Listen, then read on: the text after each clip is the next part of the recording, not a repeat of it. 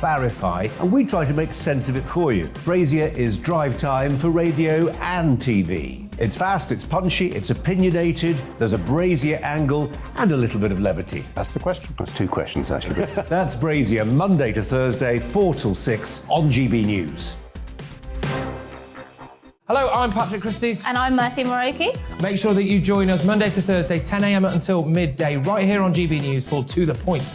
We're not afraid to talk about the topics that matter to you or the big topics that always matter. We cover absolutely everything, from the breaking political stories of the day to law and order, what's going on in the channel. We're not afraid to hold people to account. We always make sure we include your views on our show. Indeed, if you're thinking it, you can guarantee that we're saying it. So make sure you join the conversation with us, 10 a.m. until midday, Monday to Thursday, for To The Point on GB News. I'm Dan Wootton. Join me Monday to Thursday from 9 to 11 for the feistiest and most fun news debate on TV, where free speech reigns. I'll bring you a sharp take on the day's biggest stories, bombshell newsmaker interviews, and A-list guests. And I guarantee you, no spin, no bias, no censorship, and no reason to go to bed. That's Dan Wootton tonight, Monday to Thursdays from 9 on GB News.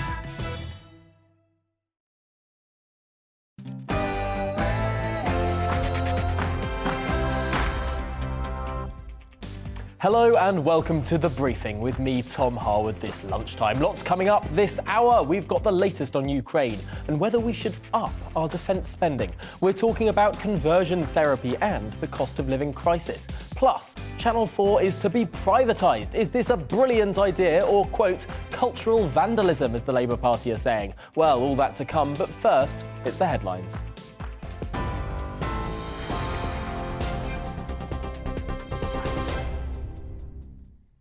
Good afternoon, it's 12 o'clock. I'm Rosie Wright, here to keep you up to date. The Ukrainian president has accused Russian forces of hiding mass civilian killings. Volodymyr Zelensky said at least 300 people have been killed in Bucha, where mass graves were found. The president's calling for a transparent investigation to bring the Russian military to justice. Zelensky is expected to address the United Nations Security Council later this afternoon. For now, only in Bucha it is known that there have been more than 300 killed and tortured people. The number of casualties will probably be much higher when the entire town is checked, and this is only one town. Now there is information that in Borodyanka and some other liberated Ukrainian towns, the number of casualties may be even much higher. In many districts of the Kyiv, Chernihiv and Sumy regions, the occupiers did something that the locals did not witness during the Nazi occupation 80 years ago. Russia's denied the claims, saying Ukraine's special services staged the killings. US President Joe Biden says the Russian president is a war criminal and has called for a trial. The White House secretary says the US will push for Russia to be suspended from the UN Human Rights Council. The president does not believe, he believes it's ludicrous for Russia to be a member of the Human Rights Council. Obviously, removing them would be the next appropriate step in the process. Germany says ending gas imports from Russia into Europe would hurt the EU more than Russia. Victoria Pogonovic is an activist in Poland who's been blocking trucks at Poland's border with Belarus, demanding the EU stop trade with Russia. Well, she told us the EU needs to sit down and decide how to replace the energy from Russia. European Union had enough time for this. They had time since 2014 to do so, and they did not do this. What we see is European Union is sponsoring the war, and European Union is sponsoring the genocide of Ukrainians in Ukraine. In other news now, cancer survival rates in England could go into reverse. The Health and Social Care Committee says it's due to a combination of people not seeking help for symptoms and delayed treatments during the pandemic. They say that staff shortfalls are also jeopardising progress on diagnosing more cancers at an early stage. Well, the Leukemia UK CEO, Fiona Hazel, told us several factors have contributed.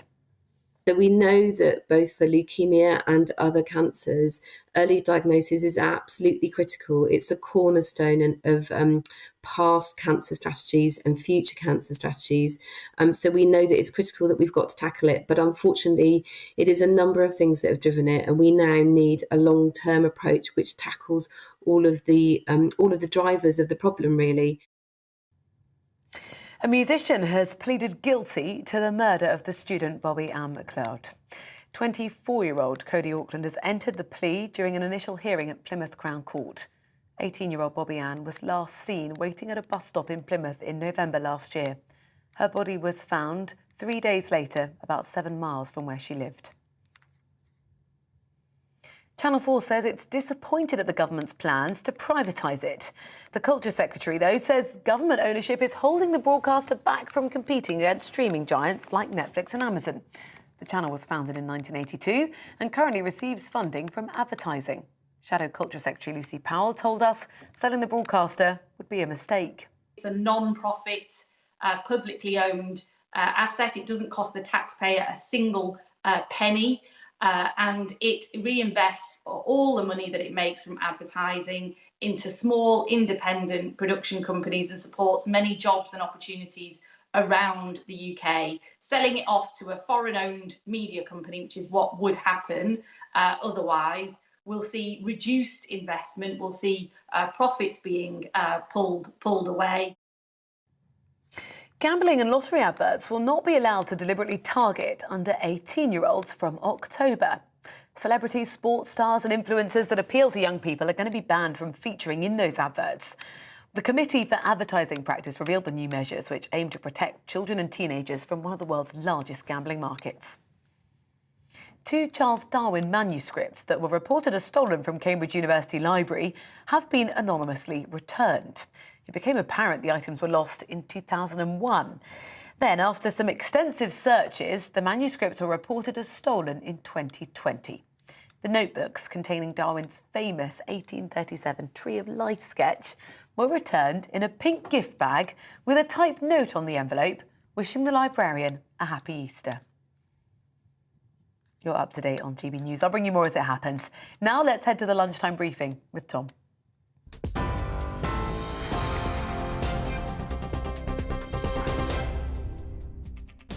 Coming up this hour on The Briefing, we've the latest on the war in Ukraine with Kira Rudik, an MP in Kiev. And as President Zelensky says, over 300 people were killed in 2 towns outside of the capital recently. Is Russia trying to cover up its war crimes? And I'll be talking with the former Defence Minister, Labour's John Speller. He says we need to do more to spend on defence. Well, the government's got itself into an almighty mess over conversion therapy, having flip-flopped and a half on a ban last week. I'll be talking with Paul Roberts from the LGBT Consortium and also with Dehenna Davison, the Conservative MP for Bishop Auckland. And Culture Secretary Nadine Dorries has announced the government is to sell off Channel 4, saying being state-owned is holding the company back. And as the cost of living crisis worsens, some families are having to choose between heating and eating. Our Yorkshire reporter Anna Riley brings us the story. And on all of these, give me your political briefing. Send in your views and opinions by emailing us at gbviews@gbnews.uk or tweet me at GBNews.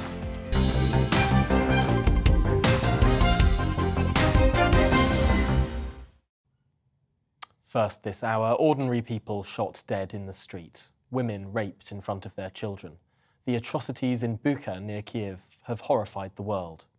President Zelensky says over 300 were killed and tortured in that town, and that Russia is trying to cover up evidence of war crimes. He'll address the UN Security Council this afternoon as the West prepares to ramp up sanctions. Well, joining me now live from Kiev is Ukrainian MP Kira Rudik. Kira, thanks so much for taking the time to talk with us this afternoon. I suppose it must be an incredibly bittersweet moment, liberating those towns outside of the capital. Firstly, positive pushing back those Russian troops, but incredibly horrifying to see what they have done. Hello, thank you so much for having me. Right. We knew from the previous reports that the terror is happening there, but we didn't know to which extent. This is why myself and other parliamentary leaders, we went there to see it by our own eyes. And I can tell you that it was terrifying.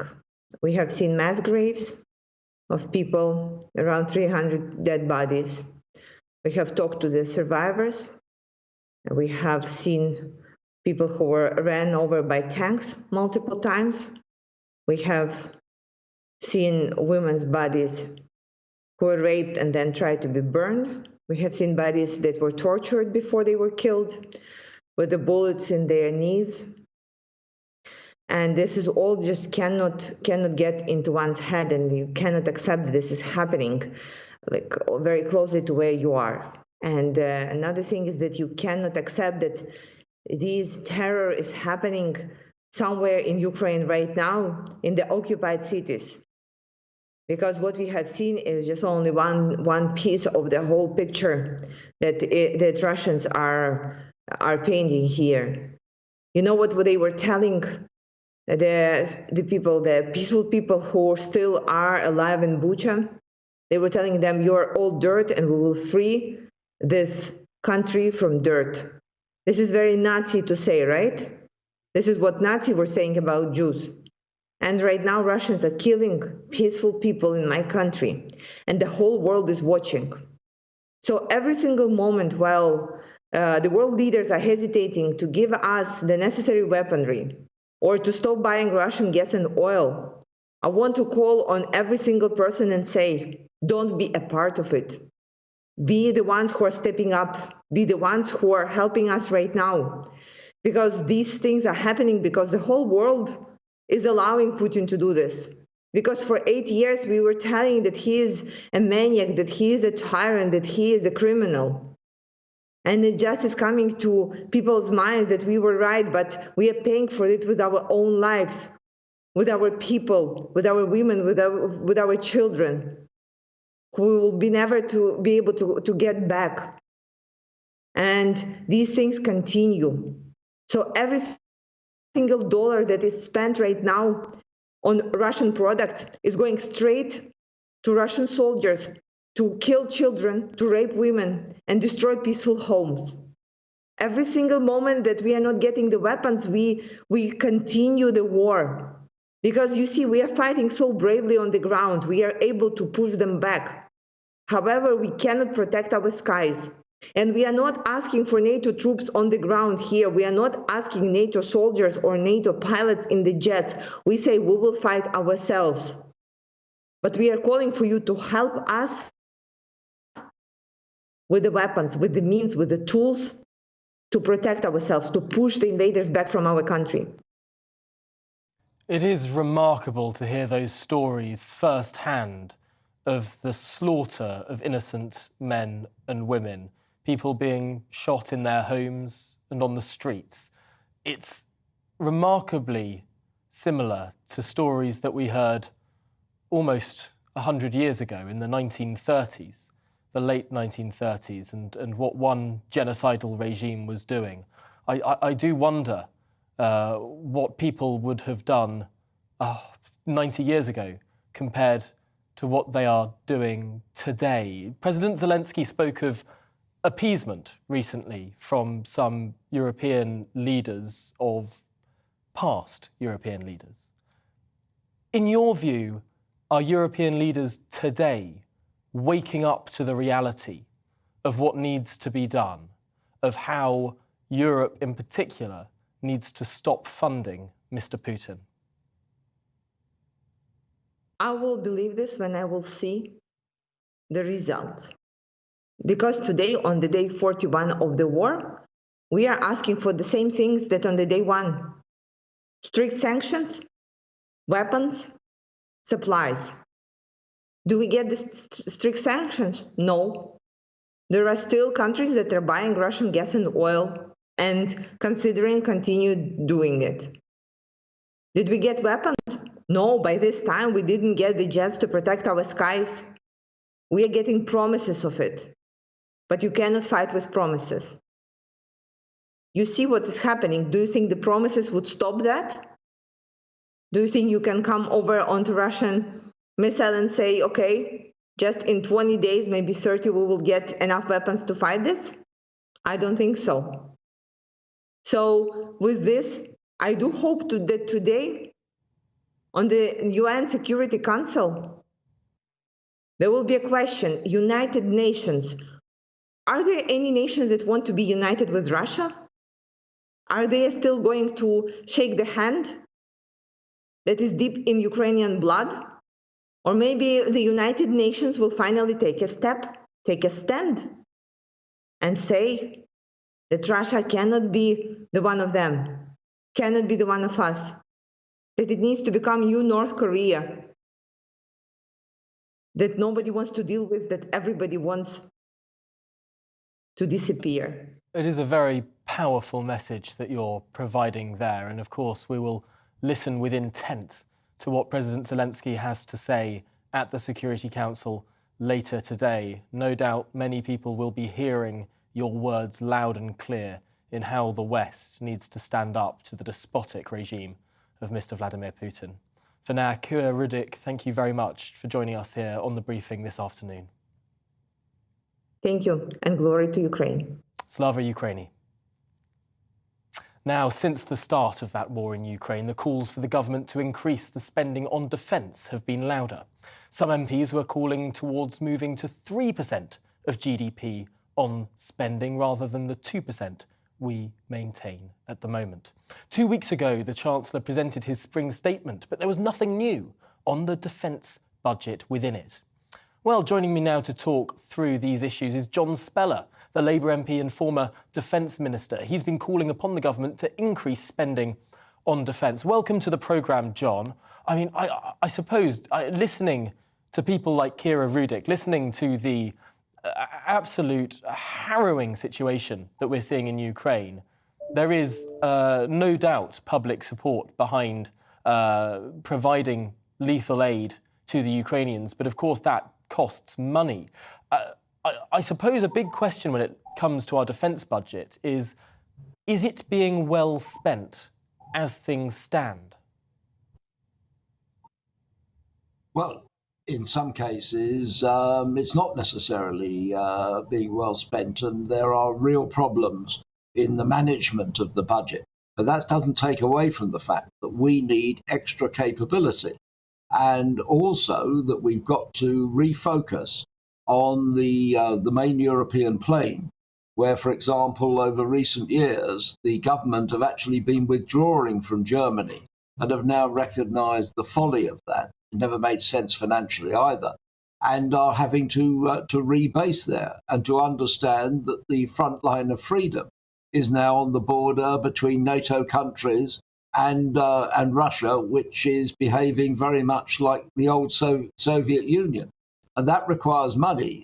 And so greater efficiency is obviously right and proper, but it will actually need extra funding as well. As things stand, the United Kingdom is the largest spender on defence in Europe. We have an impressive capability, and indeed we're one of the 2 countries in Europe to have an independent nuclear deterrent as well. I suppose if we're to increase defence spending, would we not be expecting our allies and friends on the continent to do the same? Well, of course, some of them are already doing so. And Olaf Scholz's speech to the German Parliament just a few weeks ago signalled a step change in the German approach of moving up to 2%, putting 100 billion euros in. They recognise it's been an open secret for some time that maintenance of their equipment has been frankly shocking, and they're ill prepared. I think there is now a recognition of that, and fortunately a cross-party recognition. But we've got to play our part as well. All countries are going to have to step up to recognise a new reality where the dictatorships around the world are lining up together.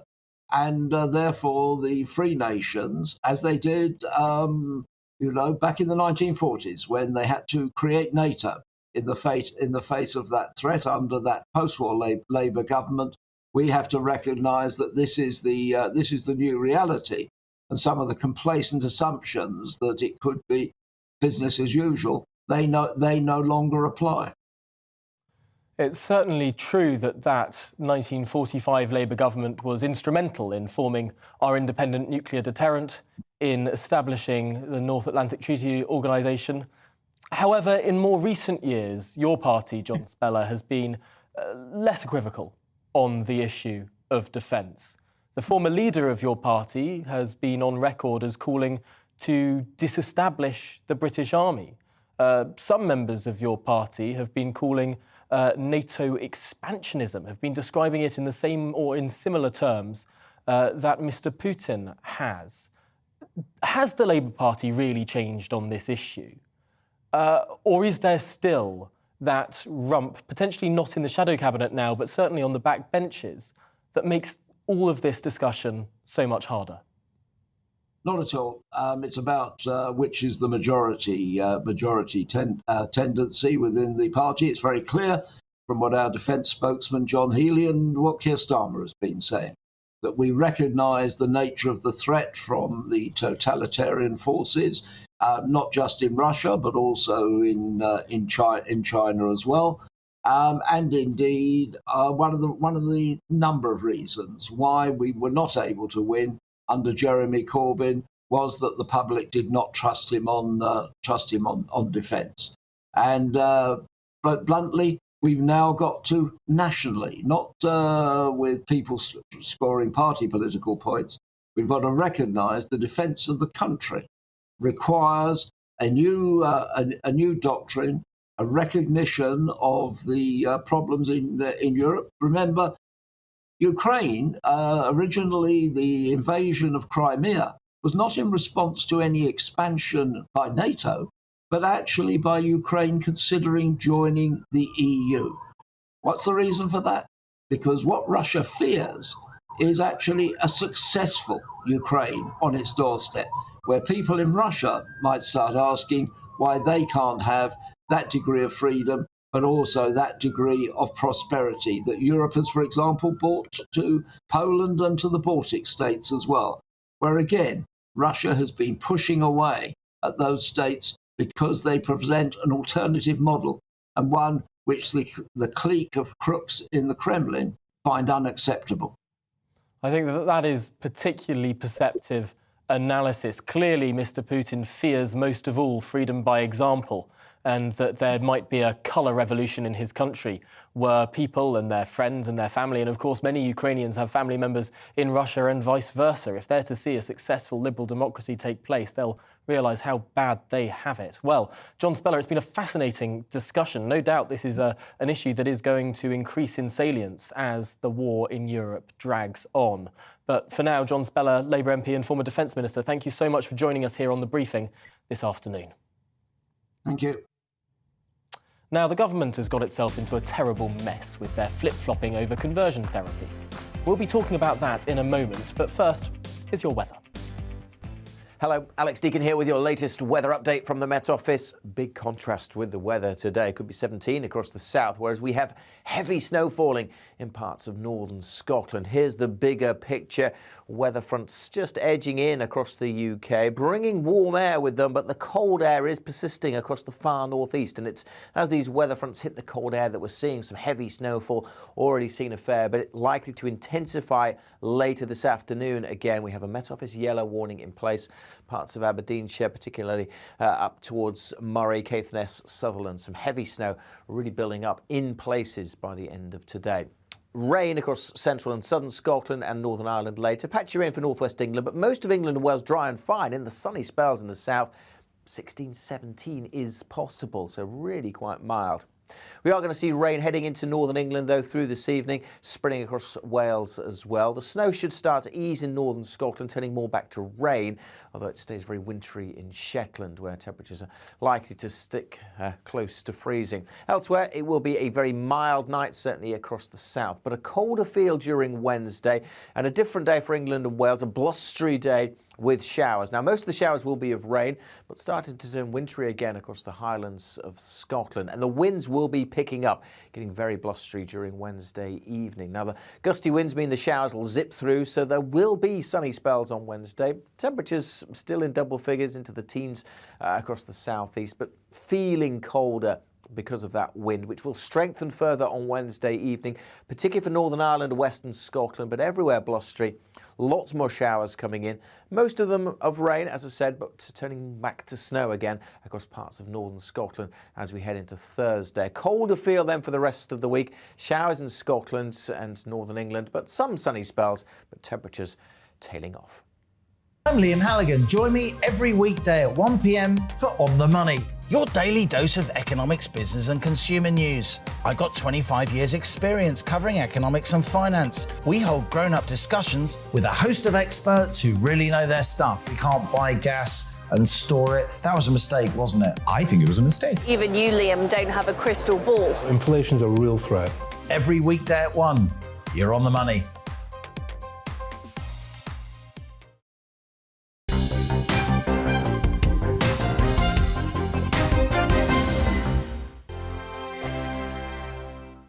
Hello, I'm Michelle Dewberry and you can join me every weekday 6 till 7 on Jubes and Kerr. Me and my panel will get stuck right into the day's events and I can tell you, in fact, I can warn you, expect some robust debates, some strong opinions and perspectives from both sides of the fence. It's about you at home as well. I love to read out all of your comments, or at least as many as I can. So join me, Michelle Dewberry, Monday to Friday, 6 till 7 on Jubes and Kerr. On radio, they call it the drive time slot, 4 p.m. until 6 p.m. as listeners head home. It's that part of the schedule when the dust of the day's events begin to clarify, and we try to make sense of it for you. Brazier is drive time for radio and TV. It's fast, it's punchy, it's opinionated, there's a Brazier angle and a little bit of levity. That's the question. That's two questions, actually. That's Brazier, Monday to Thursday, 4 till 6 on GB News. Hello, I'm Patrick Christie's. And I'm Mercy Moroki. Make sure that you join us Monday to Thursday, 10 a.m. until midday, right here on GB News for To The Point. We're not afraid to talk about the topics that matter to you or the big topics that always matter. We cover absolutely everything, from the breaking political stories of the day to law and order, what's going on in the channel. We're not afraid to hold people to account. We always make sure we include your views on our show. Indeed, if you're thinking it, you can guarantee that we're saying it. So make sure you join the conversation with us, 10 a.m. until midday, Monday to Thursday, for To The Point on GB News. I'm Dan Wootton. Join me Monday to Thursday from 9 to 11 for the feistiest and most fun news debate on TV, where free speech reigns. I'll bring you a sharp take on the day's biggest stories, bombshell newsmaker interviews, and A-list guests. And I guarantee you, no spin, no bias, no censorship, and no reason to go to bed. That's Dan Wootton tonight, Monday to Thursdays from 9 on GB News.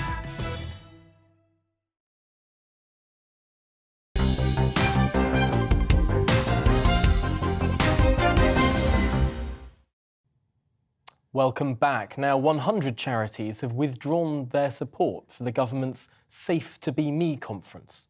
This decision comes after the government's double U-turn on banning conversion therapy, or at least a part of it.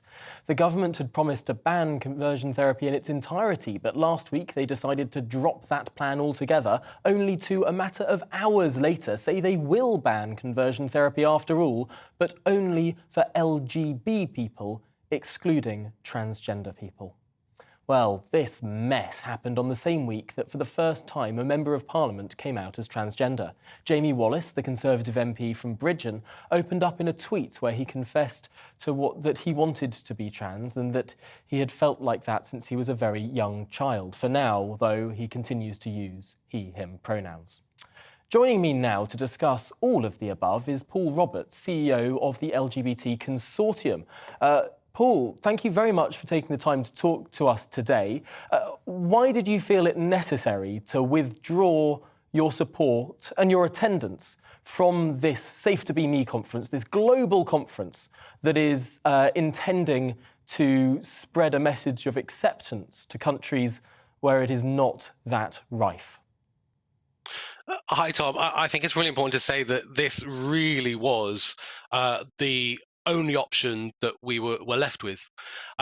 We have been in dialogue with government for a long time over both the international conference and also the ban on conversion therapy. And we have been repeatedly assured by ministers that any ban on conversion therapy, like it is across so many other countries across the world, would include both sexual orientation and gender identity, so LGBT and T people.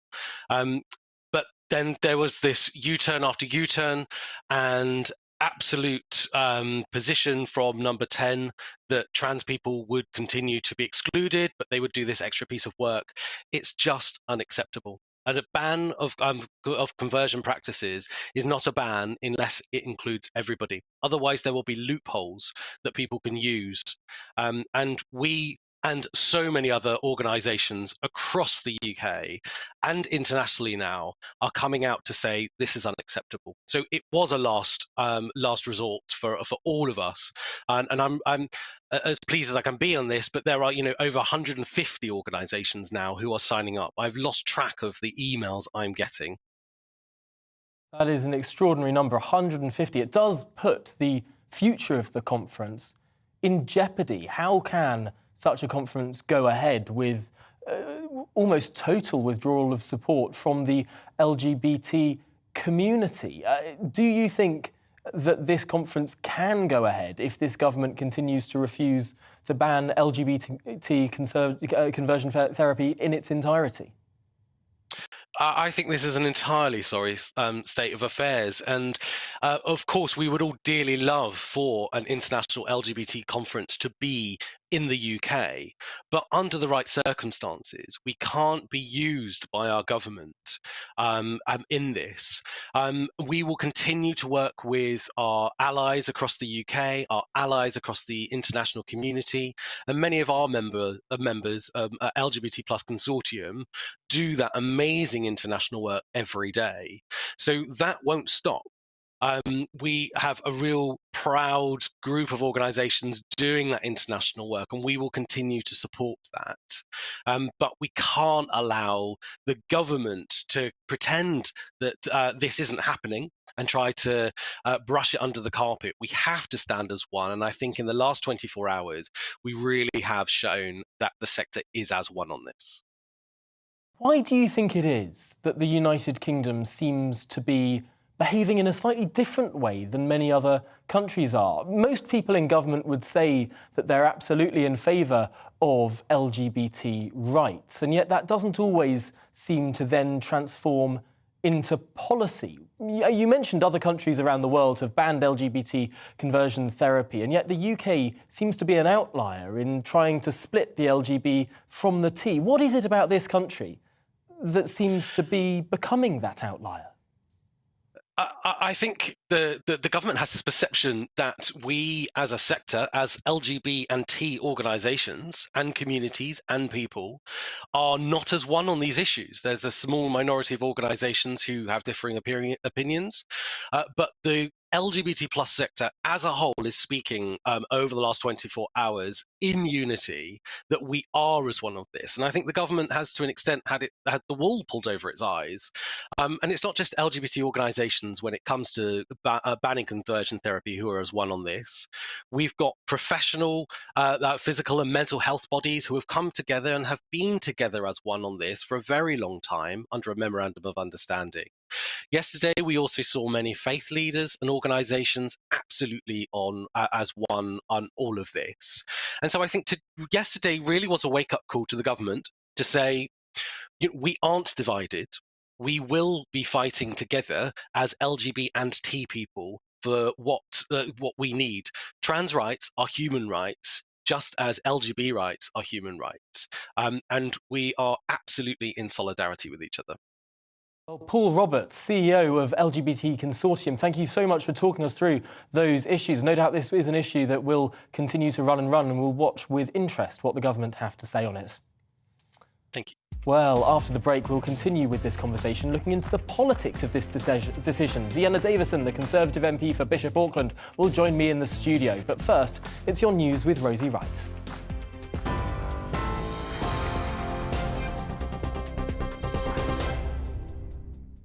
It's 12:33. Let's get you up to date. The Ukrainian president has accused Russian forces of hiding mass civilian killings, saying at least 300 people have been killed in Bucha, where mass graves were found. President Volodymyr Zelensky is calling for a transparent investigation to bring the Russian military to justice. He's expected to address the United Nations Security Council later this afternoon. The UK's Ministry of Defence says Ukraine has retaken key northern terrain, forcing Russian forces to retreat from the areas around Chernihiv and the north of the capital. Ukraine's presidential advisor says he believes Russian forces will continue to attack Kharkiv for a long time. Cancer survival rates in England could go into reverse due to a combination of people not seeking help for symptoms and delayed treatments during the pandemic. The Health and Social Care Committee says staff shortfalls are jeopardising progress on diagnosing more cancers at an early stage. Channel 4 says it's disappointed at the government's plans to privatise it.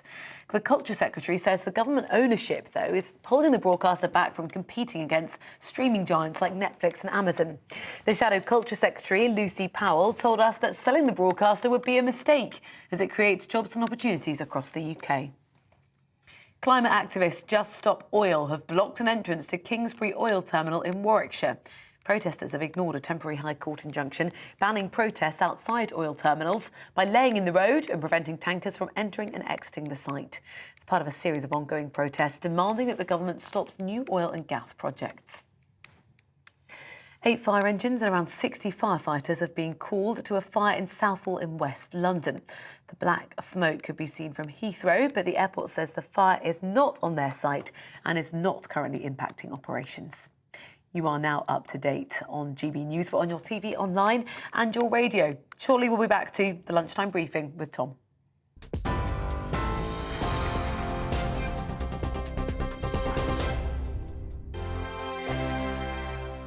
Hello, I'm Michelle Dewberry, and you can join me every weekday 6 till 7 on Jubes and Kerr. Me and my panel will get stuck right into the day's events, and I can tell you, in fact, I can warn you, expect some robust debate, some strong opinions and perspectives from both sides of the fence. It's about you at home as well. I love to read out all of your comments, or at least as many as I can. So join me, Michelle Dewberry, Monday to Friday, 6 till 7 on Jubes and Kerr. On radio, they call it the drive time slot, 4 p.m. until 6 p.m. as listeners head home. It's that part of the schedule when the dust of the day's events begin to clarify, and we try to make sense of it for you. Brazier is drive time for radio and TV. It's fast, it's punchy, it's opinionated, there's a Brazier angle and a little bit of levity. That's the question. That's 2 questions, actually. That's Brazier, Monday to Thursday, 4 till 6 on GB News. Hello, I'm Patrick Christie's. And I'm Mercy Moroki. Make sure that you join us Monday to Thursday, 10 a.m. until midday, right here on GB News for To The Point. We're not afraid to talk about the topics that matter to you, or the big topics that always matter. We cover absolutely everything, from the breaking political stories of the day to law and order, what's going on in the channel. We're not afraid to hold people to account. We always make sure we include your views on our show. Indeed, if you're thinking it, you can guarantee that we're saying it. So make sure you join the conversation with us, 10 a.m. until midday, Monday to Thursday, for To The Point on GB News. I'm Dan Wootton. Join me Monday to Thursday from 9 to 11 for the feistiest and most fun news debate on TV, where free speech reigns. I'll bring you a sharp take on the day's biggest stories, bombshell newsmaker interviews, and A-list guests. And I guarantee you, no spin, no bias, no censorship, and no reason to go to bed. That's Dan Wootton tonight, Monday to Thursdays from 9 on GB News.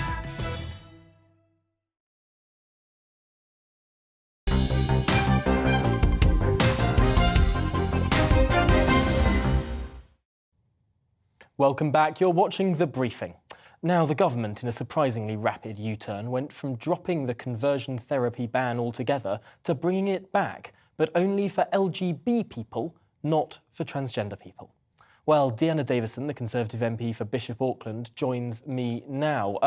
Dehenna, thanks for coming into the studio to talk about this. It's obviously a very tricky time for the government. There's been a lot of backwards and forwards and U-turns and half retractions of U-turns.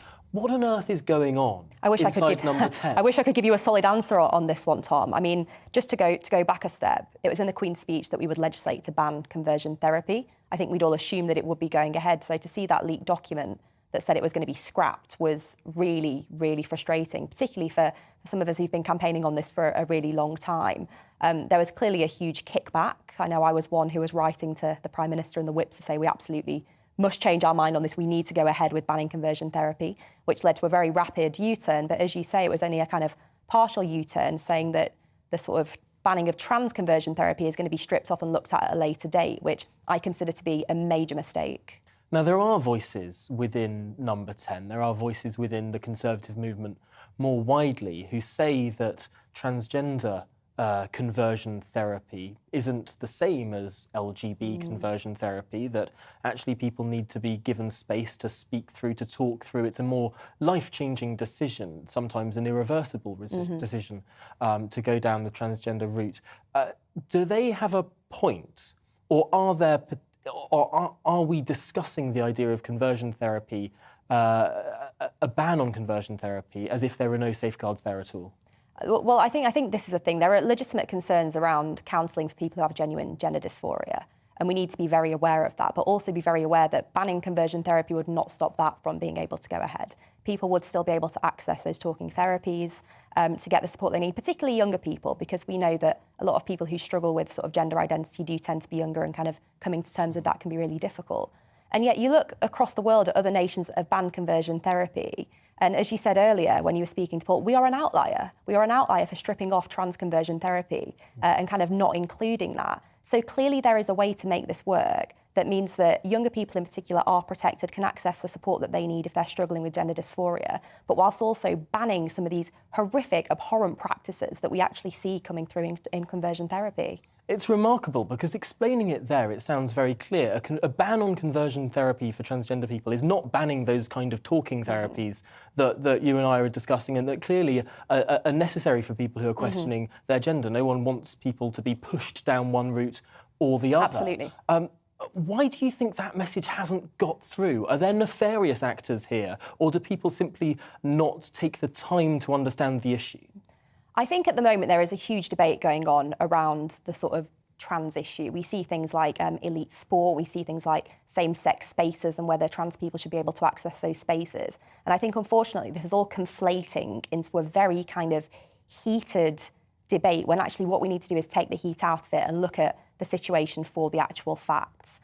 And it's a very complicated area. You know, we have the CAS review going on at the moment looking into gender dysphoria and treatment for young people who are trying to access hormone therapies. That's one thing that's going on. We do have these discussions around whether trans people should be allowed to compete in elite sport and whether they should be able to access same-sex spaces. And I think it's all getting caught up in this kind of hubbub of concern and outrage. Also the woke war as well, which unfortunately seems to get this pulled in without taking into account that these are human beings at the heart of this who are being affected by it. So I really do hope we can all just take a breath and have a really sensible, logical discussion, looking at the facts, and finally get this ban in place, because it's been 4 years in the making since the government said they were going to do this. And a ban on conversion therapy means a ban not just for LGBT people, but for trans people too. Now, your party, the Conservative Party, has had a mixed history on LGBT issues, but certainly within the last decade or so, it has had a relatively proud record. Equal marriage was a particular, I suppose, triumph of the Cameron administration. Looking at where things are now, particularly with your colleague, Jamie Wallis, the first trans MP to come out just last week, is there not an opportunity here for a particular Conservative message to come through on this issue? Rather than viewing each block as sort of identikit, it must be one way or the other, viewing people as individuals and saying, rather than banning all people from one space or forcing everyone into one space, taking a look at the particularities of each case as it happens. Is there an opportunity here for an individualist Conservative message to win out against both of the extremes on either side? Well, I think you're right, Tom. And you mentioned there the fact that our party was the party that finally introduced gay marriage, same-sex marriage, which is, I think, one of the biggest triumphs. Because one of the reasons I joined the Conservative Party is because I believe in individual liberty. It's about giving people the freedom to live their lives the way they want to live it, without state interference, as long as they're not encroaching on other people's rights. that is why I'm a Conservative, one of the key reasons there. So absolutely, there is an opportunity here for us to continue selling that message and flying the flag of liberty.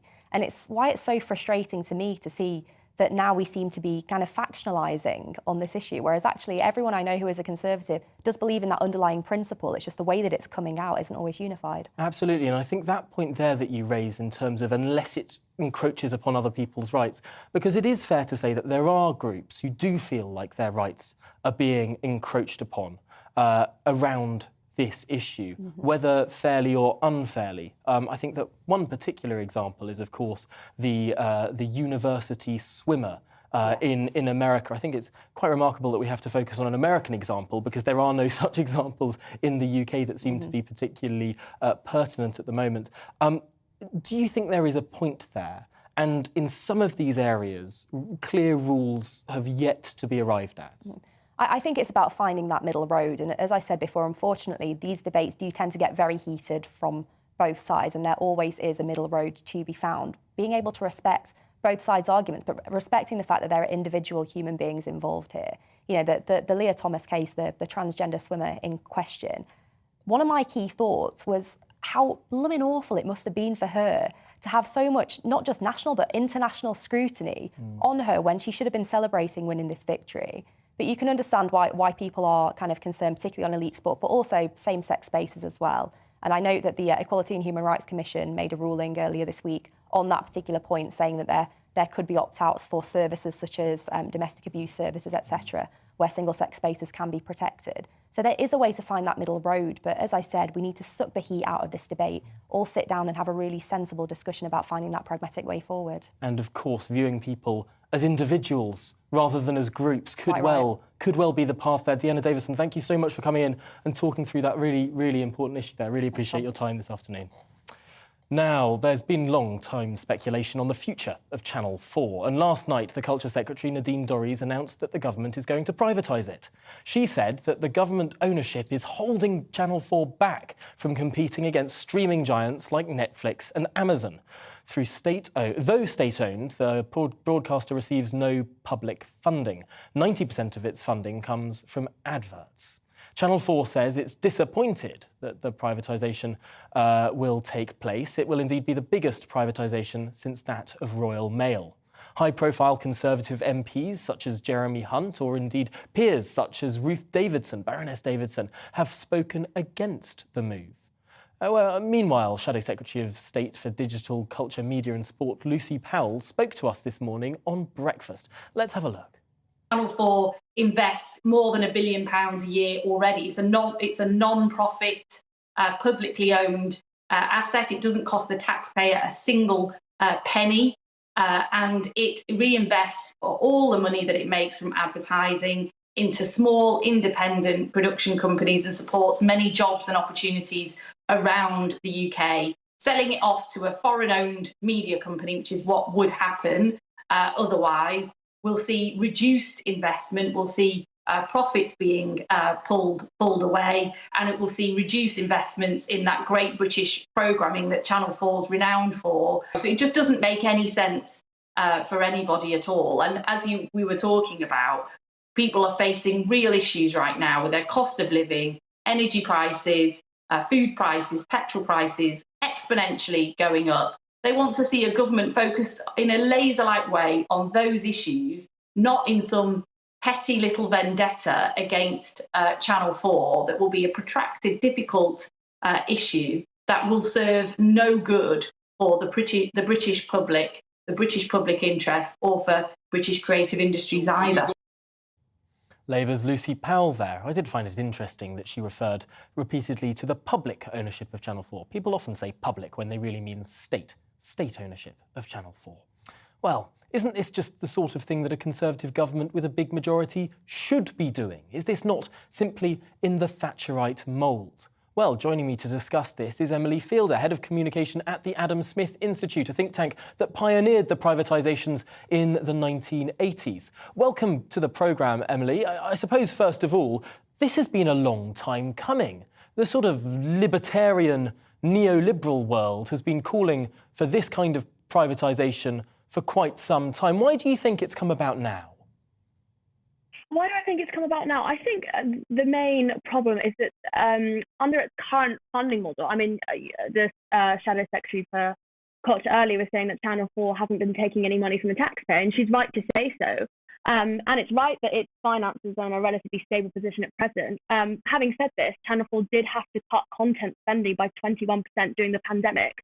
So its funding model is obviously pretty unsustainable if you consider that streaming services like Netflix raised content spending by around 25% since 2021. It's also the case that Channel 4's net revenue growth is likely to remain flat. So the question is really about the sustainability of the funding model. It needs more money to compete with streaming services, and it will either require taxpayer money in the future, or it will need access to private capital and investment. I suppose the one side of this is, of course, the liability that the taxpayer may be put on the hook if there's some sort of catastrophe in the future. But I suppose there's also the philosophical argument. I've seen one report about the government allegedly blocking an appointment to Channel 4's board, that it does control the channel. After all, it is state-owned. Is there a philosophical point here that is potentially more pertinent with the Culture Secretary, Nadine Dorries, that, frankly, the business shouldn't really have, the state shouldn't have much business in meddling with the media? Yeah, exactly. I'm not suggesting, for one, there isn't an element of government dislike for Channel 4, but that doesn't detract from, as you say, the philosophical arguments in favour. We don't need Channel 4 to be a state-owned broadcaster. We already have the BBC. I think it's a really interesting point about the UK is that we tend to mock other countries for having state-owned broadcasters, and yet we're so fiercely protective of our own, even when it's detrimental to the broadcaster's own finances. So currently, under Channel 4's charter, it has to produce certain kinds of programming in a prescribed way, including children's television. I think it's frankly ridiculous that we want the government to prescribe what a TV channel should be making and commissioning. It's not the role of a TV channel to level up, and it's not the role of the government to tell a TV channel what it should be commissioning. I do find it remarkable in this conversation. I mean, until about 5 minutes ago, I would hasten to bet that most people in this country didn't know that Channel 4 wasn't a private business. Of course, because it's privately funded, I would assume that most people thought Channel 4 was already in the private sector. I suppose this is becoming a bit of a culture war issue. Is there a worry here that if the government is seen to be waging a battle with Channel 4, for want of a better term, that the real benefits of privatisation that we saw in the 1980s to many industries, from utilities to communications to everything else, the real benefits of privatisation may be lost here in a big row over culture? Yeah, I think the row is a problem. Look, I think the question really remains about how the government's going to sell it off. So it would either be sold off to a bidder, which it seems the government would be moving the direction of, or it's going to be floated as shares in the stock market. Now, if you floated it as shares in the stock market, actually, you could argue that the public are more likely to directly own Channel 4 in a way that they don't currently do now. As you say, it's straight government-owned, it's not publicly owned. But if it was sold as a bidder, Ofcom would still get to decide who's fit and proper, and you would be able to have discussions about the best sort of direction of privatisation. And I think that's a discussion that needs to come. Model, actually, being able to throw it out to the public in shares, people taking it on in a much less passive way than, of course, any sort of quote-unquote public ownership is through the mechanism of the state. I suppose this will be a fascinating one to follow, and no doubt there'll be more battles than just today over the issue. But for now, Emily Fielder, Head of Communications at the Adam Smith Institute, thanks for talking through that important issue with us now. Now, passengers looking to go abroad for their Easter holiday have been facing disruption because airlines cancelling flights and the Eurotunnel warning 3-hour delays. Well, EasyJet and British Airways have blamed staff shortages on COVID for the flight cancellations, while Eurotunnel says that a broken-down train caused delays. Our North West of England reporter, Bradley Harris, has been reporting from Manchester Airport.